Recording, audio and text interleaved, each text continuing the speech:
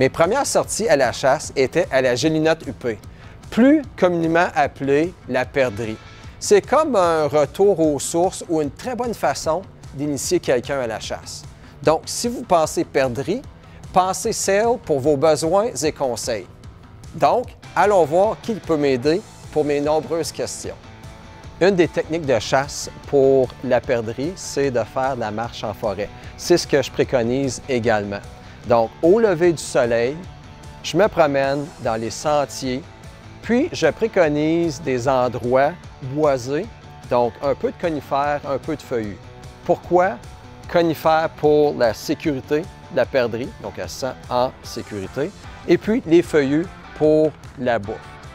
Je marche, normalement, je regarde pour des mouvements. C'est un peu comme une chat et la souris, on voit des mouvements. Elle aussi est curieuse, donc elle observe. Puis, qu'est-ce que je fais en marchant les sentiers? C'est que je regarde de 10 à 11 heures, donc mes angles, et puis de 13 à 14 heures. Comme ça, je peux voir qu'est-ce qui se passe. Après 1 km, 2 km, je peux prendre une pause, manger une petite collation et ensuite faire demi-tour pour refaire le même sentier. Pourquoi, vous me dites? C'est simple, parce qu'elle aussi, elle se déplace. Donc, j'ai besoin de quelques essentiels. Je vais aller trouver quelqu'un pour m'aider avec ça. Donc, Jean, une des premières choses là, que j'aimerais qu'on parle, c'est la sécurité en forêt. Oui, très important d'être en sécurité. Ici, nous avons le dossard orange. Le dossard orange est très important à porter pendant la saison de chasse pour, un, être visible contre les autres chasseurs et deux, être visible contre tous les autres plaisanciers. Ou que tu ne veux pas de contact ou tu veux un contact beaucoup plus sécuritaire avec.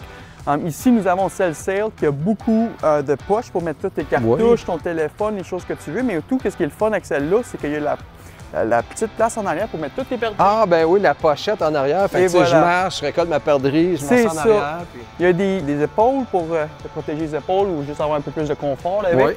Puis une belle grandeur pour être vraiment visible dans le bois. Très bon conseil, un essentiel définitivement. Oui, très. L'autre chose que je recherche, c'est des bottes. Je vais faire beaucoup de marches. As-tu quelque chose à me suggérer? Oui, on peut aller faire un tour au mur de bottes. Parfait, bien, je te suis.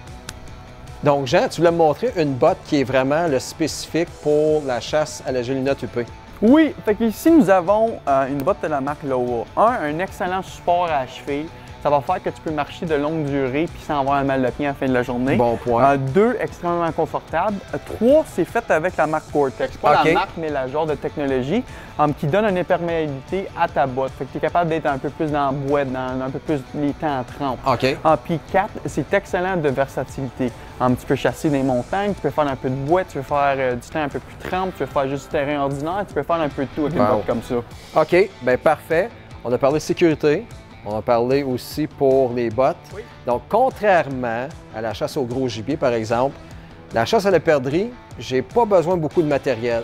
Mais la seule chose qui me manque, c'est mon arme à feu. Oui, on peut aller voir le comptoir, s'il y a quelque chose qui vous convient. Parfait. Donc, Jean, tu me recommandes quoi comme arme à feu là, pour ma chasse à la perdrix? Bien, je te recommande un arme à feu superposée. Ici, nous avons le Browning 725 Featherlight, extrêmement léger. Oui. Fait que tu es capable de te chasser la journée au complet sans vraiment avoir des mal d'épaule, des choses comme ça. Ouais. Mais aussi avec les 2 cartouches ou la munition que tu peux mettre dedans, c'est très vite sur ton deuxième tir s'il y a une autre perdrix qui apparaît. Parfait. Hey, regarde donc ça, ce bijou-là. Puis au point de vue, là, munitions, tu recommandes quoi? Encore calibre 20, mais souvent 8 shots.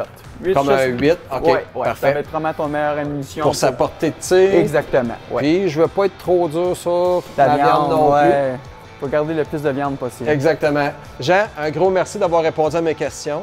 Je pense que j'ai tout ce qu'il faut pour ma prochaine aventure à la chasse à la perdrix. Je te souhaite un beau souper de perdrix. Bien, merci, t'es gentil.